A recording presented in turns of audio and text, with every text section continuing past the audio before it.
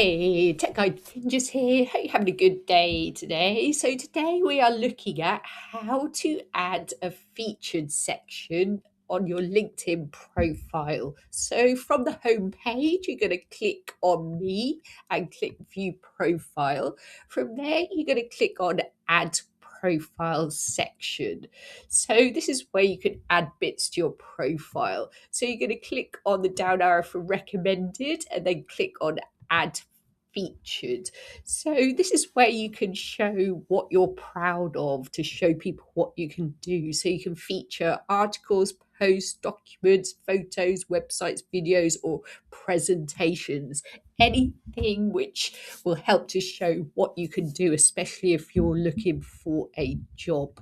So to do that, all you need to do is click on this plus icon and you can either add a post, add an article, add a link like to a video or article website or add media.